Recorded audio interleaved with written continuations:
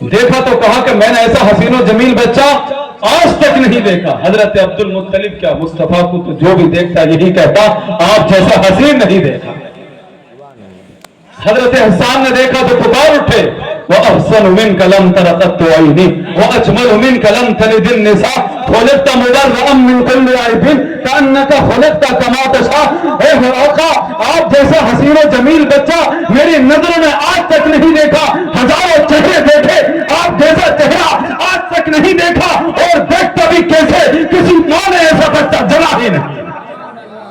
اسی حسن کو جب بریلی کے تاجدار نے بیان کیا تو یوں کہا بلبل نے گل ان کو کہا, قمری نے سر بے جا فضا, حیرت نے جھنجھلا کر کہا یہ بھی نہیں وہ بھی نہیں, خورشید تھا کس زور پر کیا بل کے چمکا تھا کمر, بے پردہ جب وہ رخ ہوا یہ بھی نہیں وہ بھی نہیں, چاند بھی چمک رہا ہے سورج بھی چمک رہا ہے. اور میرے آقا جب اپنے حجرے سے نکلے چاند کی روشنی بھی پھیکی پڑ جاتی ہے, سورج کی روشنی بھی پھیکے پڑ جاتی ہے.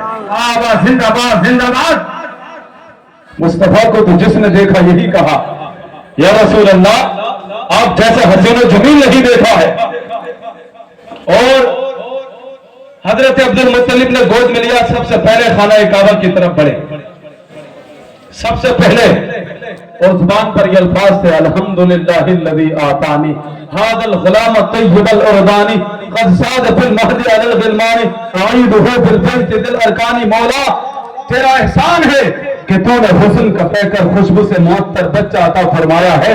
اب میں دعا کرتا ہوں جس طرح آج یہ بچوں کا سردار ہے کل زمانے میں دنیا کی سرداری. بچے کی پیدائش پر خوشی منانے کا انداز بھی سیکھنا ہے تو مصطفیٰ حضور کے دادا سے سیکھو. سب سے پہلے اللہ کا شکر کیا, سب سے پہلے اللہ کے گھر کی طرف بڑھے. اور آج کسی کے گھر بچہ پیدا ہو خوشی کے نام پر کیا کچھ نہیں کیا جاتا ہے. ناچ گانے ہوتے ہیں, بے حیائی کی جاتی ہے, کبھی جھوٹی رسم و رواج, کبھی بے حیائیاں, اور اس طرح سے گانے ڈی جے اس طرح سے بچائے جاتے ہیں پوری بستی کو, جب تک یہ پریشانی نہ ہو جائے جب تک اس کو سکون نہیں ملتا ہے. اور سمجھتے ہیں کہ بچے کی پیدائش پر خوشی منا رہے ہیں. اللہ کی نعمت پر اس طرح سے شکر ادا کیا جاتا ہے, اللہ کی نعمتوں کا اس طرح سے شکر ادا کیا جاتا ہے. ارے ہونا تو یہ چاہیے تھا جس گھر میں بچہ پیدا ہوا ہے گھر کے تمام لوگ اللہ کی بارگاہ میں سجدہ شکر ادا کرتے, یتیموں کو کھانا کھلاتے, مسکینوں کو کھانا کھلاتے, کسی غریب کی مدد کرتے, اور اس کا باپ مسجد کی طرف جاتا سجدہ شکر ادا کرتا, دامن پھیلا دیتا اور دعا کرتا مولا تو نے اولاد پیدا کر دی ہے, اس کا نصیب بھی بہتر بنا دے, اس کا مستقبل بھی بہتر بنا دے, اس کی دنیا بھی بہتر بنا دے, اس کی آخرت بھی بہتر بنا دے. کوئی باپ اس طرح سے اللہ کی بارگاہ میں اگر شکر ادا کرے تو اس کا بیٹا کبھی مسجد کا راستہ نہیں بھولے گا, اس کی بیٹی کبھی بے حیائی کا شکار نہیں ہوگی, ان کے ایمان کا کوئی سودا نہیں کرے گا, ان کو کوئی بھٹکا نہیں سکتا, ان کو کوئی گمراہ نہیں کر سکتا, اس لیے کہ جس دن یہ پیدا ہوئے ہیں اسی دن ان کے باپ نے انہیں اللہ کے سپرد کر دیا. اس طرح سے اللہ کی نعمت پر شکر ادا کرو جس طرح سے حضور کے دادا نے ادا کیا. اور پھر پورے مکہ میں ایک چرچا ہو گیا, آمنہ کے گھر ایک ایسا بچہ آیا ہے اتنا حسین و جمیل ہے جسے دیکھو تو دیکھتے رہ جاؤ, جسے دیکھو تو دیکھتے رہ جاؤ. کوئی بیمار دیکھے تو اسے شفا مل جاتی ہے, کوئی غموں کا مارا دیکھے اس کے غم دور ہو جاتے ہیں, دنیا کی تمام ٹینشنیں فکریں دور ہو جاتی ہیں. اور پھر ایک وقت آیا دنیا کے تمام غم کے مارے حضرت عبد المطلب کے دروازے پر دستک دینے لگے, اور انہی غم کے ماروں میں ایک نام ہے حضرت حلیمہ سعدیہ کا. قبیلہ سعد سے تعلق رکھتی ہیں, قبیلہ کی عورتوں کے ساتھ مکہ آئی تھی. اس وقت کا اصول تھا کہ عورتیں مکہ آتی, بچوں کو لے جاتی, ان کی پرورش کرتی, واپس چھوڑ جاتی, انہیں انعام و اکرام سے نوازا جاتا تھا. حلیمہ سعدیہ فاقوں کی ماری پریشان حال غم زدہ مکہ آئی تمام عورتوں کے ساتھ. تو کمال دیکھیے جتنی عورتیں آئی تھی سب کو بچے مل گئے, بچہ اگر کوئی نہیں ملا تو حلیمہ سعدیہ کو نہیں ملا. جس دروازے پر جاتی لوگ کہتے یہ تو خود فاقوں کی ماری ہے, یہ تو خود پریشان حال ہے, یہ تو خود مصیبت زدہ ہمارے بچے کو کیا پالے گی. آج بھی لوگ غریب کو کوئی اہمیت نہیں دیتے ہیں، غریب کو کوئی عزت نہیں دی جاتی ہے۔ آج لوگ بھی عزت دیتے ہیں تو پیسے کی بنیاد پر، دولت کی بنیاد پر۔ آج لوگ دوستی کا ہاتھ بھی بڑھاتے ہیں تو دولت کی بنیاد پر۔ پہلے دوستی ہوتی تھی، ہو جایا کرتی تھی، کسی کی بات اچھی لگ گئی، کسی کی سادگی پسند آ گئی، کسی کا کردار پسند آ گیا، دوستی ہو گئی اور آخر دم تک ہو گئی۔ لیکن آج دوستی سے پہلے بھی یہ دیکھا جاتا ہے تمہاری حیثیت کیا ہے، مقام کیا ہے، مرتبہ کیا ہے۔ غریب کو آج کوئی عزت نہیں دی جاتی۔ ایک انسان غریب ہے تو ناسمجھ ہے، گوار ہے، اور جب اس پر دولت آ جائے تو وہی سب سے بڑا سمجھدار ہو جاتا ہے۔ آج یہ بولے تو لوگ سنتے ہیں کہ ایک دولت مند بول رہا ہے، گویا عقل مند بول رہا ہے، اور ایک غریب کتنی ہی گہری بات کہہ جائے لوگ اس لیے نظر انداز کر دیتے ہیں کہ اگر یہ عقل مند ہوتا تو دولت مند ہوتا، امیر ہوتا، دولت ہوتی، اس کے پاس پیسہ ہوتا۔ اگر یہ عقل مند ہوتا تو اس نے ترقی کیوں نہیں کی، دولت کیوں نہیں کمائی؟ میری غربت نے کیا مجھ کو زمانے میں رسوا، تیری دولت نے تیرے عیب چھپا رکھے۔ میرے عزیزوں، اپنی زندگی میں کسی غریب کو بھی شامل کرو، اپنی دوستوں میں کسی غریب دوست کو بھی شامل کرو، اور یاد رکھو لوگوں کی زندگی کے تو ٹائم ٹیبل ہوتے ہیں، کچھ اصول ہوتے ہیں، لیکن غریب کی زندگی کا کوئی ٹائم ٹیبل نہیں ہوتا۔ رات کے 2 بجے بھی اگر تمہیں ضرورت پڑی تو چلا آئے گا، جان کی پرواہ نہیں کرے گا، مال کی پرواہ نہیں کرے گا۔ ارے میدان بدر میں یہ غریب ہی تھے جو خالی ہاتھ چلے جا رہے تھے، نہ تلوار ہے، نہ سواری ہے، نہ ہتھیار ہے۔ کسی نے کہا کہ کس بھروسے پر جا رہے ہو تو جواب تھا نہ نیزے پر نہ بھالے پر ہے، ہمیں جو ناد ہے کالی کملی والے پر ہے۔ نعرہ تکبیر، نعرہ رسالت، مسلک اعلیٰ حضرت علامہ قمر الدین صاحب کی بلا ثقافی، نعرہ تکبیر، نعرہ رسالت، بہت لاجواب، زندہ باد واہ۔ حلیمہ سعدیہ جس دروازے پر گئی آپ کو مایوسی کا سامنا کرنا پڑا۔ سب کو بچے مل گئے تو کسی نے کہا حلیمہ کیا تجھے کوئی بچہ نہیں ملا؟ سن، ایک یتیم بچہ ہے، اس کے باپ نہیں ہے، لیکن خالی ہاتھ جانے سے تو بہتر ہے کہ اس یتیم ہی کو لے جا۔ حضرت حلیمہ بیان کرتی ہے کہ میں نے بہت دل کو تسلی دی، دلاسا دیا، اور مایوسی کے ساتھ میں حضور کو لینے کے لیے حضور کے دربار میں پہنچی۔ مایوسی کے ساتھ گئی ہیں، انہیں کیا معلوم آج قسمت کے ستارے چمکنے والے ہیں، آج قسمت کے ستارے روشن ہونے والے ہیں۔ حضرت آمنہ سے عرض کی تو حضرت آمنہ نے حضور کو سپرد کرتے ہوئے کہا حلیمہ اس کو یتیم سمجھ کر پرورش میں کوتاہی مت کر دینا، تو نہیں جانتی میں جانتی ہوں اس کی پیدائش پر فرشتے نازل ہوا کرتے تھے، اس کی پیدائش پر انوار و تجلیات نازل ہوتے تھے۔ میری آنکھوں نے فرشتے نازل ہوتے دیکھے ہیں، میری آنکھوں نے انوار و تجلیات نازل ہوتے دیکھے ہیں۔ اس بچے کی پیدائش پر انبیاء نے مجھے اس کی پیدائش کی بشارت دی ہے۔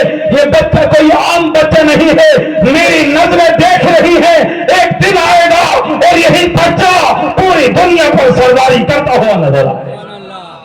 بے شک، واہ سبحان اللہ۔ حلیمہ سعدیہ کہتی ہے میں نے حضور کو گود میں لیا تو حضور ہری چادر میں لپٹے ہوئے تھے، میں نے جب چادر ہٹائی تو حضور کی پیشانی سے ایک نور نکلا اور آسمانوں تک چلتا چلا گیا، اور حضور مجھے دیکھ کر مسکرائے، جو مسکرائیں تو جان سی کلیوں میں پڑ گئی، جو لب کشا ہوئے تو گلستہ بنا دیا۔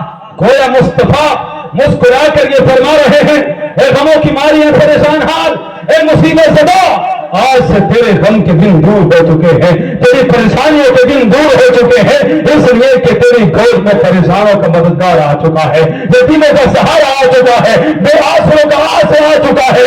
حلیمہ سعدیہ بیان کرتی ہے جب میں آئی تھی تو مایوس تھی، لیکن جب مصطفیٰ کو دیکھا تو الفاظ کم پڑ گئے کہ اس جگہ بدوحا کی کن الفاظ میں تعریف کروں، دل کا چین کہوں، صبح کا اجالا کہوں، دل کا سکون کہوں، حیرت میں ہے کیا کیا کہو۔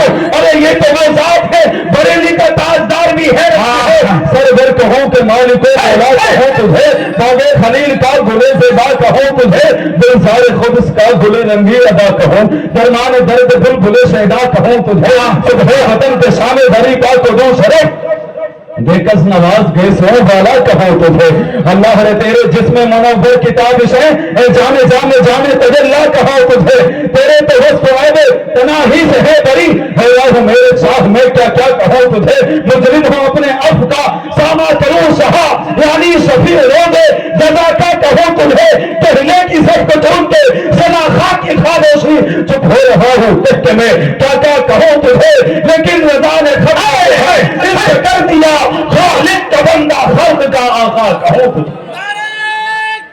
धन धन धन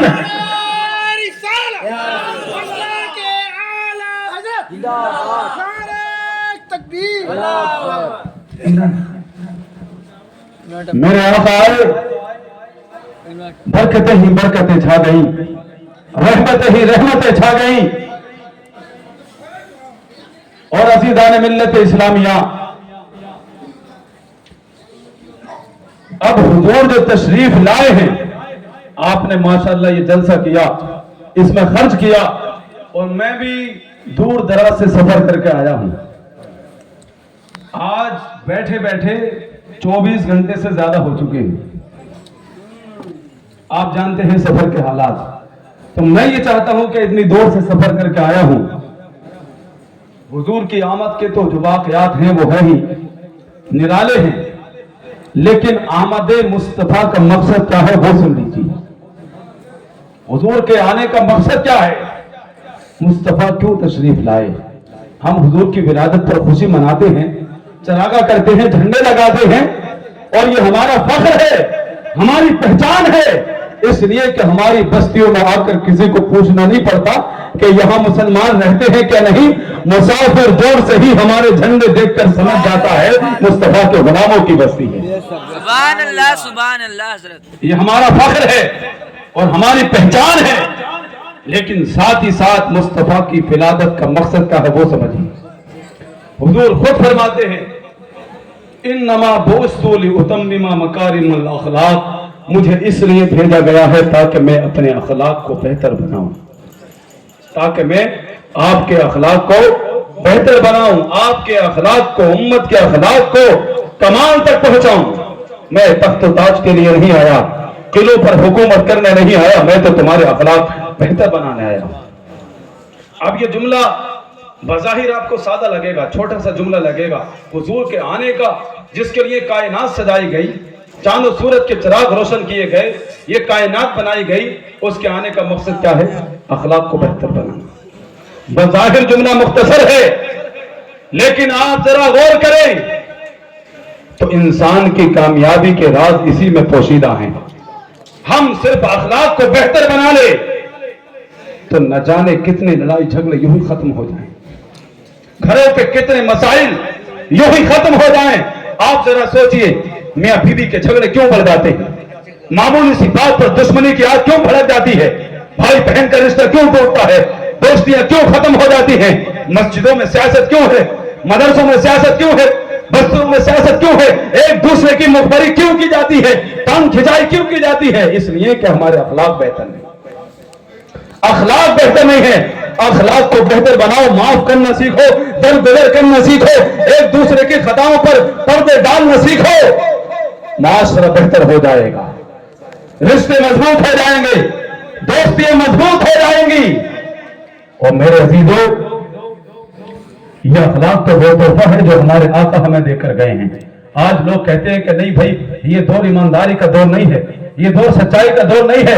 मैं ये कहता हूं हर दौर ईमानदारी का दौर है, हर दौर सच्चाई का दौर है, इसलिए कि दुनिया चाहे कोई दौलत सूद का माल खाकर, किसी के पैसे मारकर, किसी के साथ धोखा करके, फरेब करके कोई इंसान वक्ती तौर पर तरक्की कर सकता है, लेकिन दिल आज उसी की इज्जत करते हैं जो हक पर रहता है, दिल आज भी उसी की इज्जत करते हैं जो हलाल की कमाई खाता है, दिल आज भी उसी की इज्जत करते हैं जो सच्चा होता है, ईमानदार होता है। और दुनिया में बहुत सारे कज़्ज़ाब आए, दज्जाल आए, फरेबकार आए, खून से माल खाए, इकट्ठा किए, जमा किए, लेकिन जब कब्र में गए तो हाल ये हुआ कि उनकी कब्र में उन्हें निकाल कर बाहर फेंक दिया, और एक यही सच्चा अजमेर की धरती पर आया था, आज भी लाखों करोड़ों दिलों पर हुकूमत कर रहा है। यही एक सच्चा बरेली की धरती पर आया, आज भी करोड़ों दिलों पर हुकूमत कर रहा है। तो लोगों जो ये समझता है कि सच्चाई का दौर नहीं है, वो ये याद रख ले, हर दौर सच्चाई का दौर है,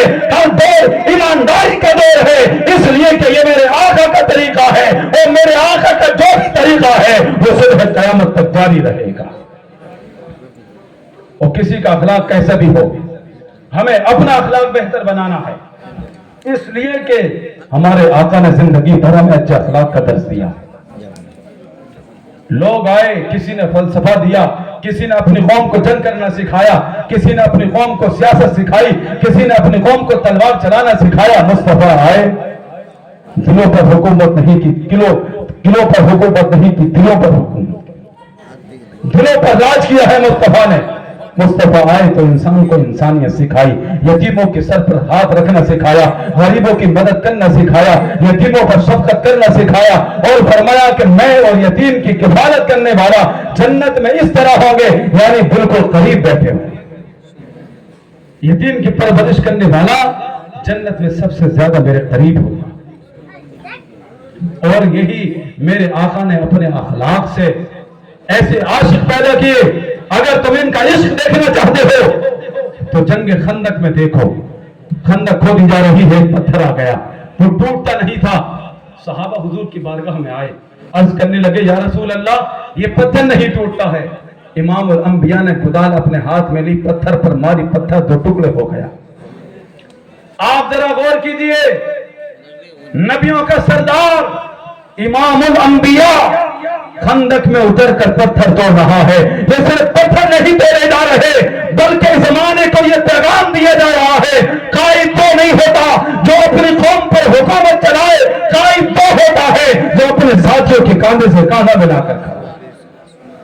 اور آج بڑی معذرت کے ساتھ عرض کرنا چاہتا ہوں, آج کسی کو دیکھیے, آپ ذرا پیغام دیکھیے, نبیوں کا سردار خندق میں اتر کر پتھر توڑ رہا ہے, اور آج کسی کو چھوٹا سا کوئی منصب مل جائے, مسجد کا کوئی متولی بن جائے, مسجد کی کوئی ذمہ داری مل جائے, مدرسے کی کوئی ذمہ داری مل جائے, بستی کی کوئی ذمہ داری مل جائے, چند پیسے آ جائیں, انسان یہ سمجھتا ہے کہ اب چھوٹے موٹے کام میری شان نہیں, اب تو میں کرسی پر بیٹھ کر حکومت چلاؤں گا, اس پر حکومت چلاؤں گا, اس پر حکومت چلاؤں گا. اور حد تو یہ ہو گئی کہ امام پر بھی حکومت چلاؤں گا. آپ نے دیکھا ہے, اور یہ یہاں ہی کہ نہیں, پورے انڈیا کے اللہ ماشاء اللہ چند جگہوں کو چھوڑ کر حالات یہ ہیں کہ امام کھل کے تقریر نہیں کر سکتا. جو بات بتانا چاہتا ہے, قوم کو پیغام پہنچانا چاہتا ہے, وہ پہنچا نہیں سکتا. آپ بتائیے کس لیے امام کو رکھا جاتا ہے؟ ایک شرابی آ کر کہتا ہے کہ شراب پر بات نہیں ہو, ایک جواری چاہتا ہے کہ جوار پر بات نہ ہو, ایک سود خور چاہتا ہے کہ سود پر بات نہ ہو, ایک شرابی چاہتا ہے شراب پر بات نہ ہو, ایک زانی چاہتا ہے کہ حیا پر بات نہ ہو, زنا پر بات نہ ہو. تو بتائیے پھر امام کیا بولے؟ تمہاری منگنیوں کا ذکر کرے, تمہاری شادیوں کے ذکر کرے, تمہارے گھر میں ٹائلز پتھر کیسے لگے ہیں یہ ذکر کرے, تم نے آج اس سال گاڑی کون سے نکالی ہے اس کا ذکر کرے. تم ڈاکٹر سے جا کر کیوں نہیں کہتے ہو کہ میرے علاج پر کوئی بات نہیں ہونی چاہیے؟ ڈاکٹر میرے بیماری کے بارے میں مت بتانا, میری بیماری کے بارے میں ایک لفظ بولنا, کیونکہ تم جانتے ہو کہ بیماری ہے یہ چھپانے سے ختم نہیں ہوگی, علاج کرنے سے ختم ہوگی. امام کو بھی بولنے دو, جب تک وہ بولے گا نہیں معاشرے کی خامیاں معلوم نہیں پڑیں گی. اور اگر وہ کچھ بول دے تو میٹنگ میں بیٹھ جاتی ہے, امام بدلو, ہر جگہ سے آواز ہوتی ہے امام بدلو, امام بدلو. امام کو بدلنے کی بات کرنے والوں اپنے ضمیر کو بدلو, اپنے کردار کو بدلو, اپنے اخلاق کو بدلو, اپنے نظریے کو بدلو, اپنی فکر کو بدلو. تمہاری فکر بدلے گی, امام کو بدلنے کی ضرورت نہیں پڑے گی. یہی امام تمہیں قائد بنتا ہوا نظر آئے گا. سبحان اللہ, سبحان اللہ. اور ایک بات میں خاص کر کے عرض کرنا چاہتا ہوں, اور یہ شاید ابتدا میں اس بات کی یہی سے کر رہا ہوں, اور انشاءاللہ پورے انڈیا میں یہ بات کہوں گا. یہ جو اصطلاح نکالی ہے نا کہ ملا کی دوڑ مسجد تک, پورے انڈیا میں مشہور, آپ کے یہاں پہ بھی ہے, ملا کی دوڑ مسجد تک, مولوی کی دوڑ مسجد تک. یہ کیا ہے؟ یہ قوم کی سوچ ہے, سوچ, قوم کی سوچ ہے. اس سے قوم کی سوچ کا پتہ لگتا ہے. ورنہ امام کی دوڑ صرف مسجد تک نہیں ہے. ذرا دیکھو امام اعظم کو, اتنا بڑا کارخانے کا مالک, اتنا بڑا بزنس مین, رات رات پھر کے مسائل حل کرتا ہے, एक 500-600 कारीगर इमाम आजम के कारखाने में काम करते हैं। इमाम की दौड़ तुमने अब बनाई है मस्जिद तक। हमारी तारीख तो ये रही है, इमाम की दौड़ सिर्फ मस्जिद तक नहीं है, बिजनेस तक भी इमाम की दौड़ नहीं है, दुनिया के कोने कोने तक इमाम की दौड़ नहीं है, साइंस तक इमाम की दौड़ नहीं है, बिजनेस तक इमाम की दौड़ नहीं है, कारोबार तक इमाम की दौड़ नहीं है, दुनिया के हर मैदान में इमाम की दौड़ नहीं है। और जहां जहां इमाम पहुंचा है कौम उसके पीछे खड़ी हुई नजर आई। और इमामों से भी कहता हूं ये नजरिया बदल दो, इतनी मेहनत करो। आज तरक्की का दौर है, टेक्नोलॉजी का दौर है, ऑनलाइन बिजनेस का दौर है। अपने नजरिए को बदलो, इमामत के साथ साथ कुछ न कुछ रोजगार भी करो, ताकि कौम ये ना कहे कि मंजिला की दौड़ मस्जिद है, बल्कि ये कहे इसकी दौड़ बिजनेस तक भी है, इसकी दौड़ कारोबार तक भी है, इसकी दौड़ बाजार तक भी है, मार्केट तक भी है। और ये तो इतनी अच्छी मार्केटिंग करना जानता है, सैकड़ों मुक्तदियों से, तरह तरह के मुक्तदियों से पाला पड़ता है और ऐसे अटपटे सवालों का जवाब देना पड़ता है। इमाम से अच्छा बिजनेस कौन कर सकता है? तो मेरे दोस्तों, ये ज्यादा से ज्यादा वक्त निकाल कर इमाम जो खिदमत अंजाम दे रहे हैं, इनकी कदर करो, इनकी कदर करो। और जहां जहां इमाम की कदर नहीं की जाती है वहां से इस्लाम मिट जाता है। अगर इस्लाम को बाकी रखना है, इन इमामों की कदर करो। हर बात पर तानाज़नी मत किया करो, छोटी छोटी बातों को समझो, मसाइल को पढ़ो, सीखो, आखिर मसले की हकीकत क्या है। अगर वाकई हराम है, हर मुक्तदी को टोकने का हक है, और यह हक इस्लाम ने दिया है, हजरत उमर ने दिया है। जब हजरत उमर रज़ी अल्लाह तआला अन्हु खलीफा बने तो कहा, जरा बताओ, आज तक खलीफा बना हो, जमाना मेरी आंखों से डरता है, मेरे जलाल से डरता है। अब मैं तुमसे पूछना चाहता हूं, अगर उमर गलत रास्ते पर चला जाए तो तुम क्या करोगे? तो एक नौजवान, दुबला पतला नौजवान खड़ा हुआ, मयांग से तलवार निकाली और कहा, उमर, बेशक आप खलीफा हैं, हम आपकी इज्जत करते हैं, लेकिन अगर आप शरीयत मुस्तफा से जरा से भी हटे, ये तलवार होगी और आपका सर होगा। पर मैं यही जज्बा ईमान ही देखना चाहता हूं। सुभान अल्लाह। लेकिन बात भी तो हो, कोई नाजायज बात है, हराम बात है, कोई कुफ्र सरजद हो गया तो टोको, बात बात पर क्यों टोकते हो? एक साहब मुझसे बोले कि हजरत ये बताइए इमामों के पेट क्यों निकल जाते हैं? बोले, ये बताइए इमामों के पेट क्यों निकल जाते हैं? मैंने कहा, आप बड़ी अच्छी अच्छी ग़िज़ाएं खिलाते हैं इसलिए पेट निकल जाते हैं। तो बड़ा फूल गए। अच्छी ग़िज़ाओं से पेट नहीं निकलता है, पेट हमेशा टेंशनों से निकलता है। डॉक्टर से पूछ लेना आप, पेट जो है, डायबिटीज होना, पेट होना, ये टेंशनों से होता है, पाबंदियों से होता है। पेट ना निकले तो क्या होगा? इमाम अगर जिम जाने लगे तो लोग कहते हैं कि बताओ इमाम साहब जिम जा रहे हैं, तरह तरह के लोग आते हैं, गाने बजते हैं, जिम नहीं जा सकता। लोअर पहनकर थोड़ी दूर तक चला जाए, इमाम साहब पैंट शर्ट पहनने लगे, अल्लाह अकबर, पैंट शर्ट पहनने लगे। इमाम कोई तिजारत करे, बिजनेस करने लगे तो क्या बताओ इमाम साहब तो अब दुनिया कमाने में लग गए हैं, अब उन्हें फिक्र नहीं है नमाज नमाज की, अब तो वो दुनिया कमाने में लग गए। अब बताओ, तमाम चीजों से पाबंदी है तो इमाम का पेट नहीं निकलेगा तो क्या होगा? तरह तरह की टेंशन है बेचारा। वो आप देखें मस्जिदों के हालात, बड़ी आलीशान मस्जिद होगी, नीचे भी पत्थर, ऊपर भी पत्थर, नीचे भी चमक रही है, ऊपर भी चमक रही है। और इमाम का हुजरा देखें आप, पूरी मस्जिद में अलग ही एक खंडरात बना हुआ होगा, कभी ये चीज नहीं है, कभी वो चीज नहीं है। ये क्या है? कौम के हालात हैं, दिल को शादा नहीं है। दिलों में वुसाते पैदा करो, दिलों में वुसाते पैदा करो।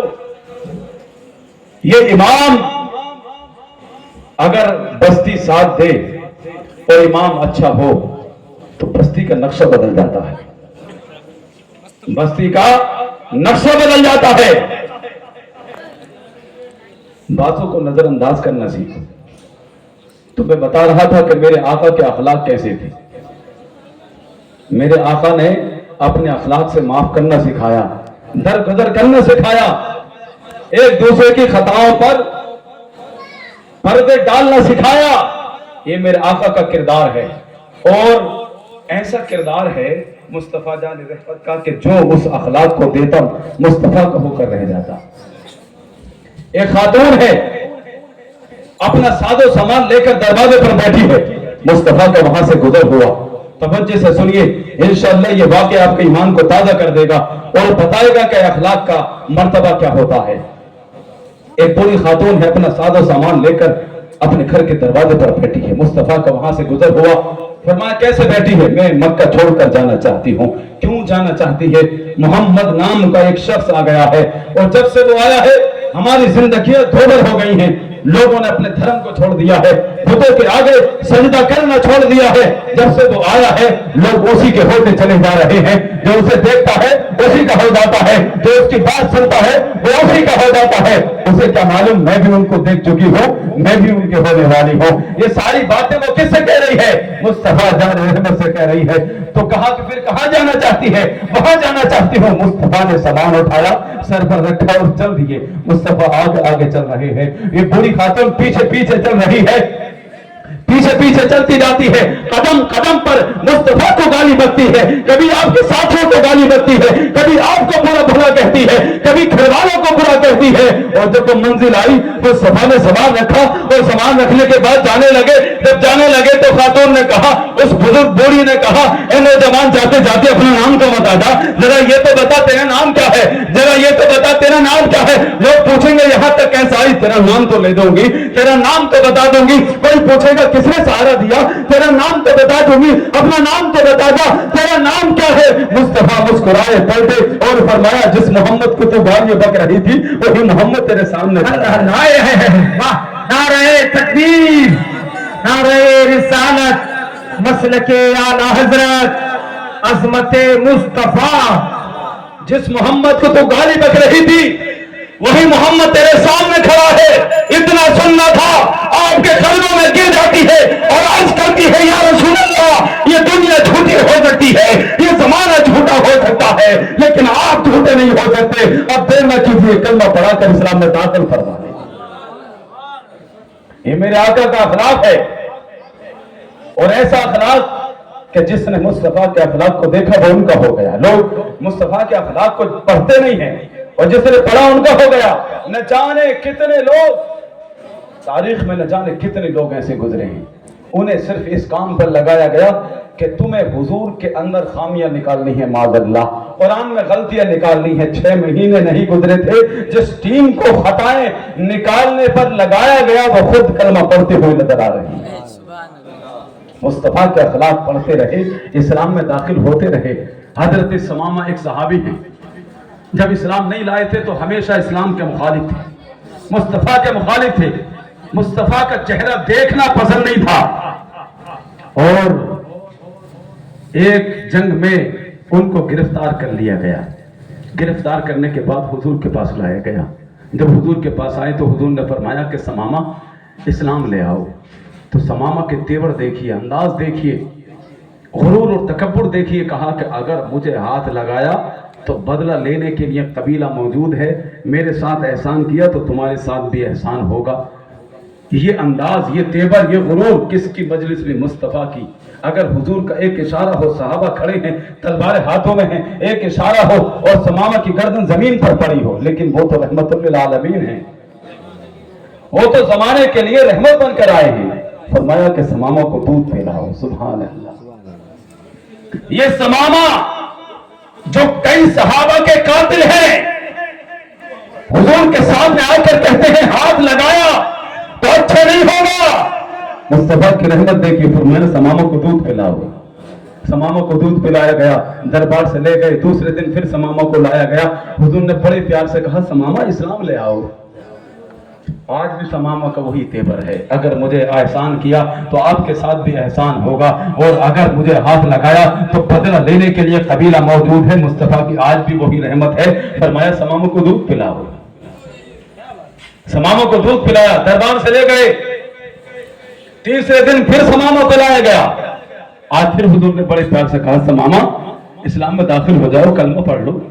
آج بھی سمامہ کا وہی تیور ہے، وہی انداز ہے، وہی کردار ہے، وہی تیور ہے. ہاتھ لگایا تو بدلہ لینے کے لیے قبیلہ موجود ہے. آج بھی وہی غرور ہے، وہی تکبر ہے، وہی تیور ہے. مصطفیٰ کی آج بھی وہی رحمت ہے. فرمایا سمامہ کو دودھ پلاؤ، لیکن اب سمامہ کو میرے دربار میں مت لانا. سمامہ کو چھوڑ دیا گیا، آزاد کر دیا گیا، جنگلوں کی طرف نکل گئے. کچھ ہی لمحہ گزرا ہے، یہی سمامہ پھر حضور کے دربار میں داخل ہوتے ہیں. لیکن اب انداز بدلا بدلا ہوا نظر آ رہا ہے. اب جتنا تکبر تھا آج اسی میں بدل چکا ہے. اور آئے ہیں، آتے ہی آج کرتے تھے یا رسول اللہ.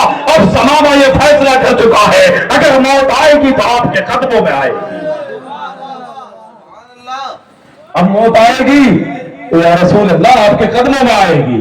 صحابہ نے پوچھا سمامہ تم تو اسلام کے دشمن تھے، باغی تھے، مصطفیٰ کے دشمن تھے، تم اسلام کیسے لے آئے؟ تو کہا اس مسکراہٹ نے ایمان لانے پر مجبور. واہ واہ واہ واہ واہ واہ واہ، زندہ باد زندہ باد. اس انداز نے اسلام لانے پر مجبور کر دیا، اس چہرے بددعا نے اسلام لانے پر مجبور کر دیا. یہ میرا آقا کا اخلاق ہے، جس نے دیکھا وہ مصطفیٰ کا ہو کر کے رہ گیا. اور میرے عزیزو، میں بتا رہا تھا اسی اخلاق سے میرے آقا نے ایسے عاشق منائے. ان عاشقوں کی دیوانگی دیکھنی ہے جنگ خندق پہ دیکھو. جب مصطفیٰ نے گدال ماری تو ایک چنگاری اٹھی تھی، پتھر ٹوٹنے سے پہلے ایک چنگاری اٹھی. دشمن سامنے کھڑا ہے، لشکر ہے، جیسی چنگاری اٹھی حضور نے فرمایا کہ شام فتح ہو جائے گا. دوسری بار ضرب لگائی، فرمایا کہ ایران فتح ہو جائے گا. بڑی توجہ کے ساتھ یہ بات سنیے. فرمایا کہ شام فتح ہو جائے گا، ایران فتح ہو جائے گا. اب صحابہ کا یقین دیکھیں، ایمان دیکھیں،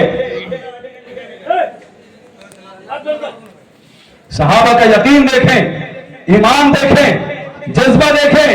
کسی صحابی نے یہ نہیں کہا یا رسول اللہ آپ یہ کیا کہہ رہے ہیں، آپ یہ کیا فرما رہے ہیں.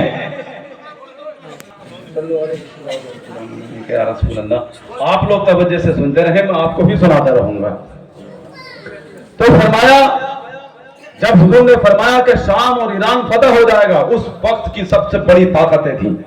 صحابہ مٹھی پر تھے. صحابہ نے یہ نہیں کہا یا رسول اللہ آپ یہ کیا کہہ رہے ہیں، ہم 3 دن سے بھوکے اور پیاسے ہیں، پیٹ سے پتھر بنے ہوئے ہیں، دشمن سامنے کھڑا ہے، جان کے بچانا مشکل پڑ رہا ہے، اور آپ کہہ رہے ہیں کہ شام اور ایران فتح ہو جائے گا. وہ صحابی تھے، وہ جانتے تھے مصطفیٰ کی زبان سے جو بات نکلی وہ بات ہو کے رہی. جو دن کو شب کہا تو رات ہو کے رہی. ان کی زبان سے جو بات نکلی وہ بات ہو کے رہی. وہ زبان جس کو سب کن کی کنجی کہے، اس کی نافذ حکومت پہ لاکھوں سلام. صحابی تھے.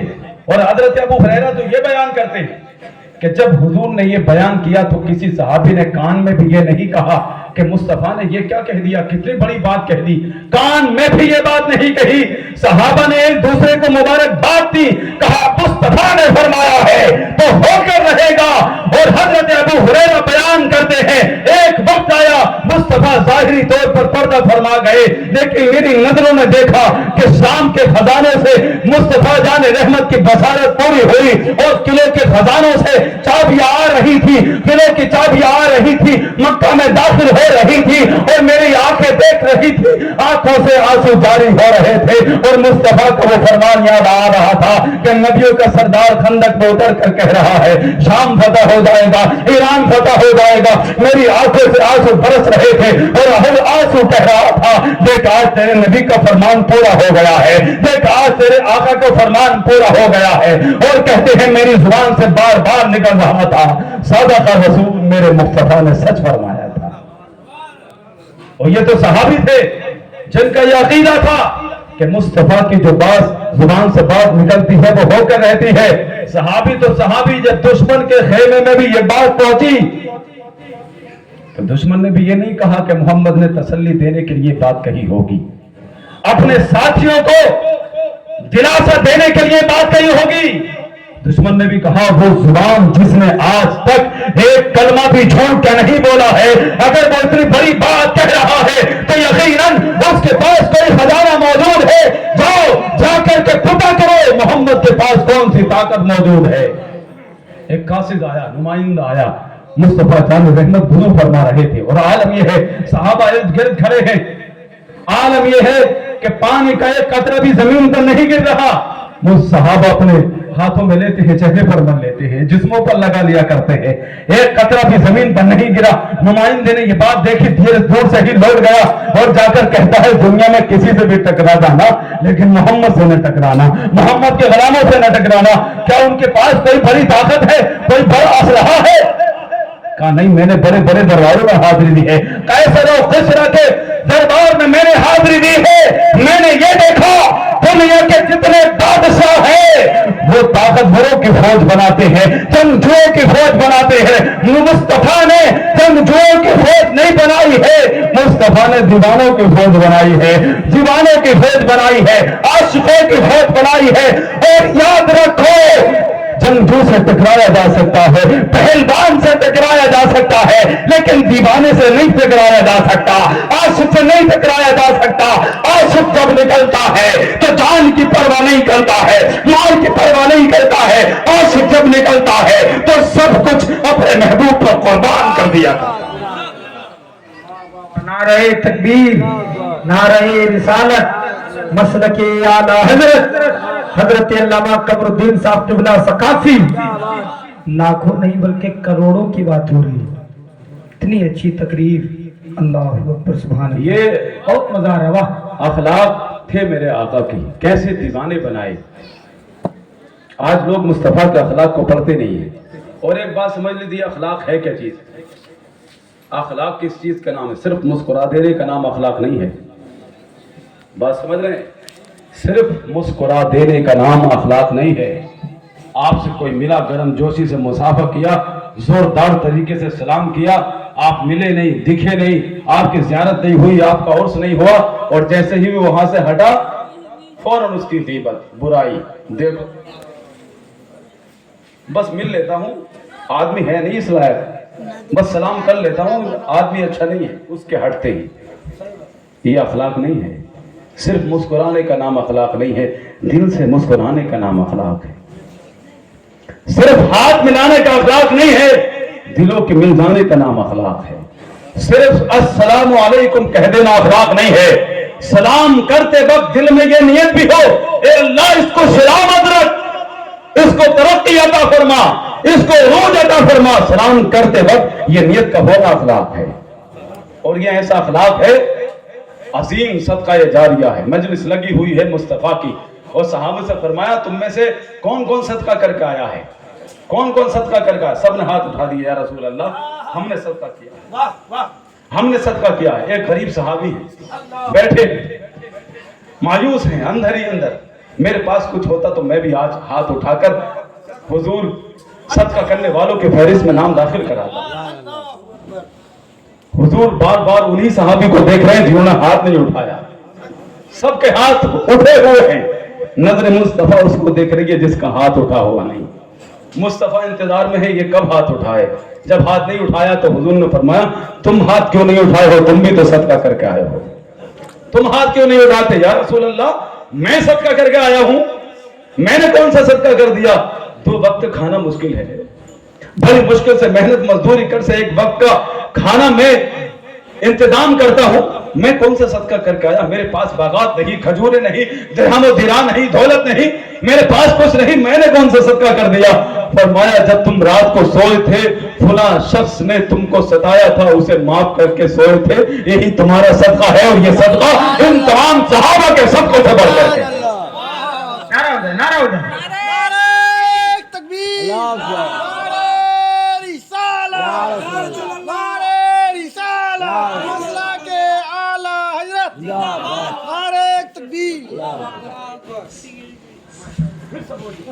حضور نے فرمایا پھر سے سنیے، سبحان اللہ، نعرہ تکبیر، نعرہ رسالت، مسلک اعلی حضرت، عظمت مصطفیٰ، رفعت مصطفیٰ۔ واہ، تم ہاتھ کیوں نہیں اٹھاتے؟ یہ مصطفیٰ کا انداز ہے، انداز کریمانہ ہے، سب کو ایک نظر سے دیکھتے ہیں، کوئی امیر ہے یا غریب، سب کو ایک نظر سے دیکھتے ہیں۔ اور جب کفار مکہ، کفار قریش حضور کی بارگاہ میں آئے تو کہا ہم آپ کے پاس بیٹھنا چاہتے ہیں، بات چیت کرنا چاہتے ہیں، لیکن یہ غریب لوگ جو ہے آپ کے پاس بیٹھے رہتے ہیں۔ آج بھی ایسا ہوتا ہے امام کے ساتھ میں، یہ غریب لوگ بیٹھے رہتے ہیں آپ سے لگے رہتے ہیں، تو ہماری شان نہیں ہے ان کے ساتھ میں بیٹھنا، ہماری شان نہیں ہے ان کے ساتھ میں بیٹھنا. آپ ان کے ساتھ میں بیٹھنا چھوڑ دیں، ہم آپ کے ساتھ ہو جائیں گے. اس سے پہلے کہ حضور کوئی فیصلہ لیتے اعلان نازل ہوا، کیا محبوب یہ لوگ ایمان نہ لاتے نہ لائیں، اسلام کے آنگن میں باہر نہ آتی نہ آئے، لیکن آپ کو ان کا ساتھ نہیں چھوڑنا ہے. اور تم دیکھنا میدان میں، یہ میدان بدر میں، خندق میں، احد میں، یہی آگے آگے چلتے ہوئے نظر آئیں گے. تو مصطفیٰ ہر ایک کو ایک نظر سے دیکھتے تھے. اس غریب سے فرمایا تم کیوں ہاتھ نہیں اٹھاتے؟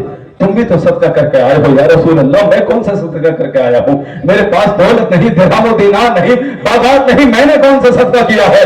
فرمایا وہ شخص جس نے تم کو ستایا تھا، رات تم سونے سے پہلے اسے معاف کر کے سو رہے تھے، یہ تمہارا صدقہ ہے، اور یہ تمہارا صدقہ ان تمام صدقوں سے بڑھ کر ہے. ایسا جذبہ پیدا کرو، ایسا جذبہ پیدا کرو. تمہیں کسی کی چاپلوسی ماننی نہیں پڑے گی، کسی کی تعریف کرنی نہیں پڑے گی. اللہ تمہارے دل میں اگر یہ اخلاق پیدا کر لیا، دل کو کشادہ کر لیا، اللہ تمہارے دل میں ایسی روشنی پیدا کرے گا کہ جو صحیح انسان ہوگا وہ تم سے خود بخود جڑتا چلا جائے گا. اللہ تعالیٰ جہاں تم پہنچو گے، جس جگہ پہنچو گے، جس حالت میں بھی ہو، جس لباس میں بھی ہو، پھٹا پرانا لباس ہو، پسینہ ٹپکتا ہو، لیکن تمہیں عزت و احترام سے نوازا جائے گا. یہ اخلاق پیدا کرو. دلوں سے حسد اور کینہ کی برائی کو دور کرو. آج ہماری بستیوں میں یہ بڑی بڑی آفت ہے حسد کرنی. اور ایک بڑی اہم پتے کی بات میں آپ کو بتا کر جا رہا ہوں. سمجھ رہے؟ حسد کو یہ نہ سمجھے کہ مجھے حسد نہیں ہوتا، میں کسی سے نہیں جلتا ہوں، میں کسی سے نہیں جلتا ہوں. یہ تو کوئی ہزاروں میں ایک ان جیسے لوگ دعویٰ کر سکتے ہیں کہ میں کسی سے حسد نہیں کرتا، جلن نہیں کر سکتا، ورنہ تو ہر انسان کے اندر کچھ نہ کچھ حسد ہوتا ہے. آپ بتائیے،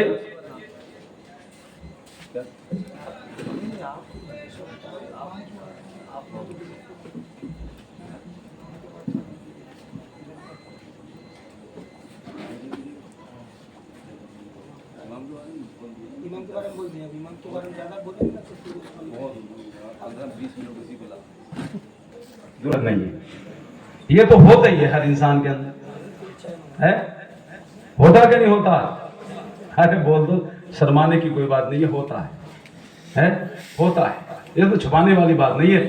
تم بتاؤ گے تو میں پھر تمہیں پتے کی بات بتاؤں گا. ہوتا ہے حسد، اس بات کا اقرار کرنا چاہیے، ہاں ہوتا ہے. امام غزالی سے پوچھا گیا علیہ رحمت و رضوان کہ حسد کا علاج کیا ہے، کیسے بچیں؟ تو آپ نے فرمایا یہ تو ہر انسان کے اندر ہوتا ہی ہے، بچنے کا طریقہ کیا ہے؟ فرمایا بچنے کا طریقہ یہ ہے، اگر کسی کے تعلق سے دل میں حسد آتا ہے تو اس کا سوال تم سے نہیں ہوگا، لیکن اس حسد کے آنے کے بعد تم نے اس کو نقصان پہنچایا، کچھ بول کر کے، کچھ کر کے، کوئی سازش کر کے، اس کی برائی کر کے، غیبت کر کے، تب تم کو عذاب دیا جائے گا. اور صرف حسد ہوا کسی کی گاڑی کو دیکھ کر، کسی کے بچوں کو ترقی کرتا دیکھ کر، کسی کے گھر کو دیکھ کر صرف دل میں یہ کیفیت پیدا ہوئی کہ اس کو یہ ترقی کیسے مل گئی، اتنے پہ تمہیں گناہ نہیں ہوگا. اس سے بچنے کا طریقہ کیا ہے؟ اگر تم نے غلط چاہ لیا کہ یا اللہ یہ ترقی کر رہا ہے، اس کی ترقی کیسے روکے، اتنا شاندار گھر بن گیا، یہ برباد کیسے ہو، یہ تباہ کیسے ہو، یہ نیچے کیسے گرے، تب اس کا گناہ ملے گا. اب میں تمہیں اس کا فارمولہ بتاتا جا رہا ہوں حسد سے بچنے کا. اگر دل میں حسد پیدا ہو، کسی نے گاڑی لی، اگر کسی کے تعلق سے دل میں حسد آئے تو فوراً اس کے لیے دعا کیا کرو، یا اللہ کوئی ایک گاڑی لے کر آیا ہے، یا اللہ اسے 2 عطا فرما. کسی کے بچے ترقی کر گئے، مولا ان کو اور ترقی عطا فرما. کسی کو ترقی مل گئی، عروج مل گیا، یا اللہ اسے اور عروج عطا فرما. یہ اگر تم دعا کرو گے تو قسم خدا کی تم اس کے لیے دعا کرو گے، فرشتے یہی دعا تمہارے لیے کر رہے ہوں. اس لیے کہ اللہ کے نبی صلی اللہ علیہ وسلم فرماتے ہیں کہ جب کوئی بندہ مومن اپنے مسلمان بھائی کے لیے جو دعا کرتا ہے فوراً اللہ ایک فرشتہ بھیجتا ہے اور اسے ارشاد ہوتا ہے کہ جو دعا یہ اپنے بھائی کے لیے کر رہا ہے وہی دعا تجھے اس کے لیے کرنی ہے، باقی فرشتے تیری دعا پر آمین کہیں گے۔ ممکن ہے آپ کی دعا قبول ہو یا نہ ہو، لیکن آپ کے لیے فرشتے دعا کر رہے ہیں، وہ ضرور قبول ہو کر رہے ہیں۔ تو اس پر عمل کریں گے انشاءاللہ۔ تو حضور کی پیدائش کا ایک تو مقصد ہے اپنے اخلاق کو بہتر بناؤ، اور دوسرا حضور کی ولادت کا مقصد کیا ہے؟ حضور فرماتے ہیں انما بعثت معلما، مجھے معلم بنا کر بھیجا گیا، یعنی علم کے چراغ روشن کرو، علم حاصل کرو۔ حضور کی ولادت کا مقصد کیا ہے؟ علم، ایجوکیشن۔ اور آج بڑے افسوس کی بات ہے کہ یہ میلاد منانے والی قوم جس کے نبی کی میلاد کا مقصد ہی علم ہے، آج اسی قوم کے پاس علم نہیں ہے۔ یہ بڑے افسوس کا مقام ہے۔ حضور کی ولادت کا مقصد ہی علم ہے۔ آپ ذرا دیکھیں سب سے پہلی وحی حضور پر کون سی نازل ہوئی ہے؟ آپ بتائیں پہلی وحی کون سی ہے؟ اقرا۔ کیا بولیے؟ اقرا مطلب کیا ہے؟ محبوب علم کے چراغ روشن کرو، گھر گھر علم پھیلاؤ، علم بانٹو۔ اس وقت تو بہت ساری برائیاں تھی، بچیوں کو زندہ دفن کیا جا رہا تھا، عورت کی کوئی عزت نہ تھی، قبیلے ایک دوسرے کے خون کے پیاسے تھے، شراب عام تھی، بدکاری عام تھی، زنا عام تھا، سود عام تھا، یتیم کا مال کھانا عام تھا، طرح طرح کی خرافات تھی۔ ظاہر یہ کہتا ہے کہ اس وقت بچیوں کو زندہ دفن کیا جا رہا تھا، پہلی آیت بچوں کے تعلق سے نازل ہوتی۔ اس وقت قبیلے ایک دوسرے خون کے پیاسے تھے، محبت کے تعلق سے نازل ہوتی۔ شراب عام تھی، پہلی آیت شراب کے تعلق سے نازل ہوتی۔ سود عام تھا، سود کے تعلق سے نازل ہوتی، لیکن نہیں، پہلی آیت علم کے تعلق سے نازل ہوئی۔ محبوب ان کے دلوں میں قرآن کا علم بسا دو، جب قرآن کا علم ان کے سینوں کے اندر ہوگا یہ شراب سے بھی دور رہیں گے، بدکاری سے بھی دور رہیں گے، زنا سے بھی دور رہیں گے، والدین کی فرما برداری بھی کریں گے، یہ سود سے بھی دور رہیں گے، اور ایک دوسرے کو ستانا بھی بند کر دیں گے۔ بچوں کو زندہ دفنایا بھی نہیں جائے گا، عورت کو بے عزت بھی نہیں کیا جائے گا۔ علم ان کے اندر ہوگا تو تمام خرافات سے دور رہیں گے، اور دنیا کو یہ پیغام دے دیا کہ جب تمہاری بستیوں میں طرح طرح کے خرافات عام ہو جائے، جب شراب عام ہو جائے، بدکاری عام ہو جائے، سود عام ہو جائے، ایک ایک کر کے تمام خرابیوں کا مقابلہ کرو گے تو ایک زمانہ لگ جائے گا۔ اگر ایک ہی وقت میں تمام چیزوں کو ختم کرنا چاہتے ہو تو اپنے بچوں کے سینوں میں قرآن کا علم بسا دو، قرآن کا علم ان کے سینوں میں ہوگا تو تمام خرافات سے دور ہو جائے۔ آج نوجوان کم عمر بچے شراب کا شکار ہو رہے ہیں، کیوں؟ اس لیے کہ انہیں معلوم ہی نہیں ہے کہ وہ کس طرح کے مسلمان ہیں، اسلام کیا ہے، مذہب اسلام کیا ہے۔ اور جلوس میں نکلے، چند نعرے لگا لیے، محرم آیا یا حسین کہہ دیا، ربیع الاول شریف کے موقع پر جلوس نکلا یا رسول اللہ کہہ دیا، یا غوث المدد کہہ دیا، وہ سمجھتے ہیں کہ بس یہی اسلام ہے، بس یہی اسلام ہے۔ اس کے بعد چاہے وہ کچھ بھی کریں، شراب پیئے، کچھ بھی کریں، وہ سمجھتے ہیں کہ اب سب ان سے پیار کریں۔ آپ ذرا سوچو، جس کے نام کے نعرے لگائے جا رہے ہیں، مولا علی المرتضی کیا فرماتے ہیں؟ فرمایا کہ اگر شراب کا کوئی برتن ہے، اس میں سے شراب انڈیل دی جائے، وہ شراب نالے میں آئے، نالے کا پانی بہہ کر ایک تالاب میں آئے، تالاب میں آ کر جمع ہو جائے، وہ تمام پانی خشک ہو جائے، پھر اس تالاب میں گھاس جمنے لگے، میں اس گھاس کو بھی اپنے جانور کو کھلانا پسند نہیں کرتا۔ پانی کے، شراب کے چند قطرے پانی میں گر جائیں، آپ فرماتے ہیں میں اس گھاس کو بھی اپنے جانور کو کھلانا پسند نہیں کرتا ہوں۔ جو انسان غٹا غٹ شراب پی رہا ہے، کیا اہل بیت اس کو پسند کریں گے؟ کیا حسنین کریمین ان کو پسند کریں گے؟ ہرگز نہیں. اور یہ تو ایسی لعنت ہے. حضرت عیسیٰ علیہ السلام کا زمانہ ہے اور اس وقت کے حاکم نے حکم دیا کہ دنیا میں جو سب سے زیادہ خوبصورت بچہ ہے اس کی تصویر بنا کر لائی جائے اور ایک میوزیم میں لا کر رکھی جائے. تلاش کیا گیا ایک حسین و جمیل خوبصورت بچہ نظر آیا. اس کی تصویر بنائی, بہت خوبصورت تصویر, اس کو میوزیم میں لا کر رکھ دیا اور یہ لکھ دیا گیا کہ یہ دنیا کا سب سے حسین و جمیل بچہ ہے. پھر کئی سال گزرنے کے بعد اسی بادشاہ نے کہا اب دنیا کے سب سے بدترین اور بدصورت شخص کی تصویر بنائی جائے. تلاش کیا گیا, ایک شخص ملا, چہرے پر گرد و غبار ہے, جسم آلودہ ہے, جگہ جگہ سے پسینہ ٹپک رہا ہے, جسم پھٹا ہوا ہے, بال اس کے آلودہ ہیں, گرد و غبار جمع ہوا ہے, جسم پھٹا ہوا ہے, نہ جانے کب سے غسل نہیں کیا ہے, بدبو آ رہی ہے, مکھیاں بھنک رہی ہے. اس کی تصویر بنائی گئی. تصویر بنانے کے بعد پھر میوزیم میں لگا دی گئی اور اس پر لکھ دیا گیا یہ دنیا کا سب سے زیادہ بدصورت انسان ہے. ایک شخص پھٹے پرانے لباس میں گرد آلودہ اسی میوزیم میں داخل ہو گیا اور داخل ہونے کے بعد دونوں تصویروں کو دیکھتا جاتا ہے, روتا جاتا ہے, دیکھتا جاتا ہے, روتا جاتا ہے, دیکھتا جاتا ہے, روتا جاتا ہے. کسی نے پوچھا آخر ذرا یہ تو بتا اس میں رونے کی کیا بات ہے, تعجب کی کیا بات ہے؟ تو اس شخص نے جواب دیا یہ جو بچپن کی تصویر ہے یہ کسی اور کی نہیں میری تصویر ہے, اور یہ جو بدنما شخص نظر آ رہا ہے یہ کوئی اور نہیں ہے, یہ بھی میری تصویر ہے.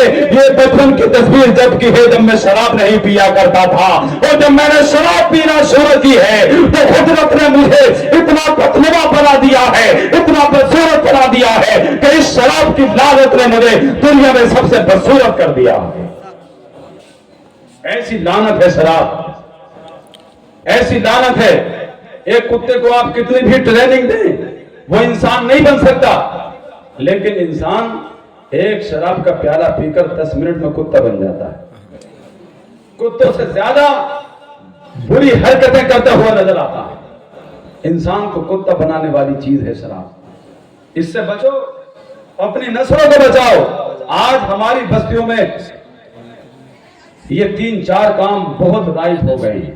شراب, سود, جوا. نوجوان چھوٹے چھوٹے بچے جوئے میں ملوث ہیں. آن لائن جوا کھیلا جا رہا ہے, طرح طرح کے ایپ چل پڑے ہیں ان پہ جوا کھیلا جا رہا ہے. اور آپ جانتے نہیں ہیں جوئے کے بارے میں جس نے قرآن نے کہہ دیا کہ یہ لعنتی چیز ہے, ہمیشہ تباہی اور بربادی کا سبب بنتی ہے, تو یہ ہمیشہ بربادی لے کر آئے گی. اور یہ بات ان کو تو سمجھ میں آ جائے گی جو جوئے میں ہار جاتے ہیں, لیکن جو جوئے میں جیتتا ہے اس کو سمجھانا بڑا مشکل ہے. لیکن پیارے یاد رکھ, اللہ کے نبی کا فیصلہ ہے جوا ہمیشہ لعنت لے کر آتا ہے, ہمیشہ بربادی لے کر آتا ہے. کوئی انسان آج تک جوئے کے پیسے سے ترقی نہیں کیا ہے, وقتی طور پر ترقی کر سکتا ہے, لیکن ہم نے دیکھا ہے, تجربے نے بتایا ہے, تاریخ نے بتایا ہے, جوئے کا پیسہ یا تو انسان عیاشی میں اڑاتا ہے یا کسی حادثے کا شکار ہو جاتا ہے, لیکن تقدیر نے یہ فیصلہ کر لیا ہے کہ جوئے سے انسان کبھی ترقی نہیں کرے گا. جوا ہمیشہ لعنت کا سبب بنتا ہے. نوجوانوں کو سمجھاؤ, ان کو تربیت دو, ان کو بتاؤ کہ اسلام کیا ہے, مذہب اسلام نے ان کو کیا تعلیم دی ہے. آج یہ نوجوان برباد ہوتے ہوئے نظر آ رہی ہے. اس میں صرف ذمہ دار ماحول اور سوشل میڈیا نہیں ہے, باپ بھی ذمہ دار ہے, ماں بھی ذمہ دار ہے, والدین بھی ذمہ دار ہیں. بچے کی تربیت نہیں کی اور جب لاتیں پڑتی ہیں, جب ٹھوکریں لگتی ہیں, 15 سال کے بعد اب خیال آتا ہے, اب امام صاحب کے پاس گئے, حضرت ہمارا بچہ ہمارے ہاتھ سے نکل گیا, ایک بات نہیں مانتا, غلط لوگوں میں بیٹھتا ہے. آج 15 سال گزرنے کے بعد تجھے خیال آیا کہ بچے کی تربیت ہونا کتنا ضروری ہے. ارے ہمارے نبی نے تو فرمایا, ہمارے نبی نے تو بچے کے پیدا ہونے سے پہلے ہی اس کی تربیت کا انتظام فرما دیا. فرمایا دیندار عورت سے شادی کرو تاکہ اس کی آگوش میں جو بچہ پرورش پائے گا وہ بھی دیندار پیدا ہو۔ 15 سال بعد خیال آ رہا ہے کہ بچہ دیندار ہونا چاہیے، جب ٹھوکریں لگی، جب دیا رنج بتوں نے تو خدا یاد آیا، جب ٹھوکریں پڑی تو پھر خدا کی یاد آئی، تب دینداری کی یاد آئی، تب دکھا کہ ہاں اس کو دنیا بھی دینی تعلیم بھی دینی چاہیے تھی، اسے اسلام بھی پڑھانا چاہیے تھا۔ ہمارے نبی نے تو اس کے پیدا ہونے سے پہلے ہی انتظام کر دیا ہے اس کی تربیت کا۔ دیندار عورت سے شادی کرو، اس کی آگوش میں جو بچہ پرورش پائے گا وہ بھی دیندار ہوگا۔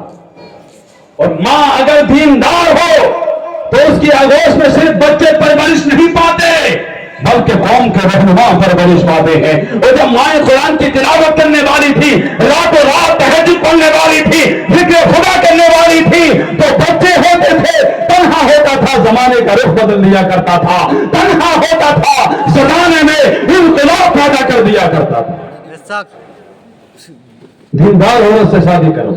آج کون سوچتا ہے رشتے کے وقت کہ عورت دیندار ہو؟ سب یہ سوچتے ہیں بڑے گھرانے کی ہو، اونچا گھرانہ ہو، باپ مالدار ہو، بڑی بڑی گاڑیوں سے جب میری گلی میں آئے تو پوری گلی میں دھاک بیٹھ جائے کہ ہاں فلاں کو ایسا سمدھی ملا ہے، بینک بیلنس کتنا لے کر آئے گی، جہیز کتنا لے کر آئے گی، یہ دیکھا جاتا ہے۔ کاش یہ دیکھا ہوتا کہ وہ دیندار کتنی ہے، تو آنے والی یہ تیری بیوی کبھی تجھے پریشان نہیں کرتی، بات بات پر طلاق کی نوبت نہیں آتی، بلکہ یہ کہتی میرے خاوند گھر میں دولت نہ آتی نہ آئے، پیسہ نہ آتا نہ آئے، میں قدم قدم پر تیرے ساتھ ہوں، زندگی کے ہر موڑ پر تیرے ساتھ ہوں، کانٹوں پر گزرنا پڑا تو ساتھ گزریں گے، پھولوں پر گزرنا پڑا تو ساتھ گزریں گے، اس لیے کہ میں نے تیرا ہاتھ دولت کی بنیاد پر نہیں تھاما ہے، میں نے تیرا ہاتھ رسول اللہ کی سنت کی بنیاد پر تھاما ہے، اور جب تک ہم زندہ ہیں اس سنت کو نبھاتے رہیں گے، ایک دوسرے کا ساتھ دیتے رہیں گے۔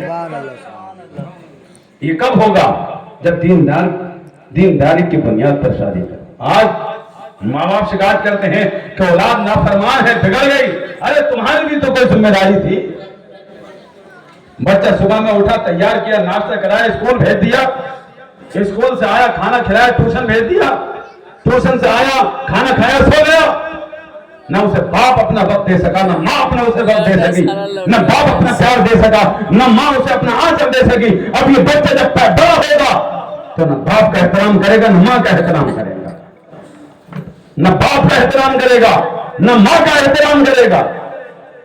اور یہی وجہ ہے کہ آج اتنے برے حالات ہیں نوجوانوں کے کہ ایک لمحہ ماں باپ کے لیے گلی نکالنے کے لیے تیار نہیں، ایک لمحہ بھی۔ یہی وجہ ہے ماں باپ کو طرح طرح سے نظر انداز کیا جا رہا ہے۔ یہ نوجوان دوستوں میں بیٹھا ہے، باتیں یاد آتی ہے، قصے کہانی یاد آتے ہیں، بڑی ہنسی مذاق چل رہی ہے، جیب سے پیسے بھی خرچ ہوتے ہیں، ہوٹلوں میں چائے ناشتے کھانے، اور جیسے ہی گھر میں داخل ہوا سارے قصے کہانی ہنسی مذاق سب دروازے پر رہ گیا۔ اب گھر میں گیا تو باپ انتظار میں ہے کہ میرا بیٹا کچھ بولے، ماں انتظار میں ہے کہ کچھ بولے، کچھ اپنی کہے کچھ ہماری سنے، مگر یہ ہے کہ نظر انداز کیے جا رہا ہے۔ اپنے کسی دوست کو اس طرح نظر انداز کر کے دیکھ، زندگی بھر اس سے بات نہیں کرے گا۔ اپنی بیوی کو نظر انداز کر کے دیکھ، تجھے سینکڑوں واقعے سنا دے گی، اس کا شوہر اتنا پیار کرتا ہے، اتنا چاہتا ہے، یہاں کماتا ہے وہاں کماتا ہے، یہ چیز لا کر دیتا ہے وہ چیز لا کر دیتا ہے۔ یہ تو ماں ہے، یہ تو ماں ہے جو نظر انداز ہونے کے باوجود بھی، سب کچھ سہنے کے باوجود بھی تیرے لیے دعا کر رہی ہے۔ یہ باپ ہے جو تیرے لیے دعا کرتا جا رہا ہے، لیکن انہیں بھی تو خیال آتا ہوگا یہ میرا وہی بچہ ہے جو بچپن میں ایک لمحے کے لیے ہم سے دور نہیں ہوتا تھا۔ ماں بھی سوچتی ہوگی یہ وہی بچہ ہے جو ایک لمحے کے لیے میرا آنچل نہیں چھوڑتا تھا۔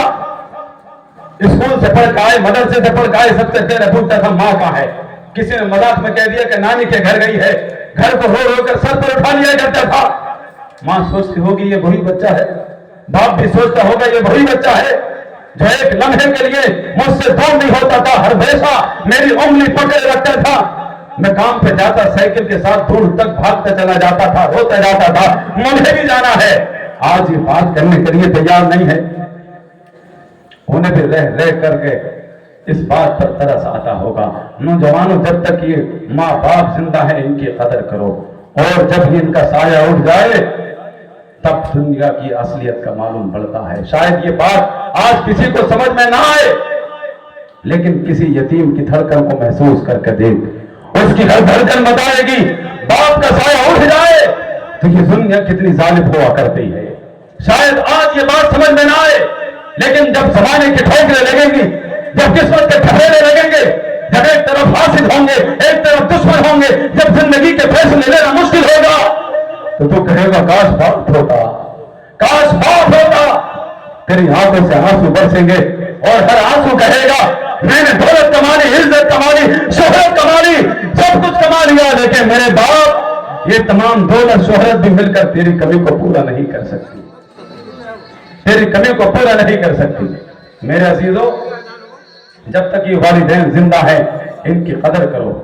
اور حضرات، میں آخری بات آپ حضرات کو بتاتا چلوں، ہم جو عید میلاد النبی مناتے ہیں یہ مصطفیٰ جان رحمت کی سیرت کو ظاہر کرنے کے لیے، تاکہ مصطفیٰ جان رحمت کا اخلاق لوگوں کے سامنے پیش کیا جائے اور لوگ دیکھ کر کہیں کہ دیکھو مصطفیٰ کے عاشق ایسے ہیں تو ان کے نبی کیسے ہوں گے۔ اس لیے ہم جو بھی کام کرتے ہیں اس لیے، لیکن افسوس کا عالم یہ ہے ہم جس طرح سے جلوس نکالتے ہیں یا جس طرح سے عید میلاد النبی پر جلوس نکالے جاتے ہیں، ڈی جے بجائے جاتے ہیں، وہ صحیح اخلاق مصطفیٰ لوگوں کے سامنے پیش نہیں ہوتا ہے۔ طرح طرح کے خرافات اور اسی کو بہانہ بنا کر جلوس سے چڑھنے والے لوگ کہتے ہیں کہ دیکھو جلوس میں یہ ہوتا ہے اس لیے ہم جلوس نہیں مناتے۔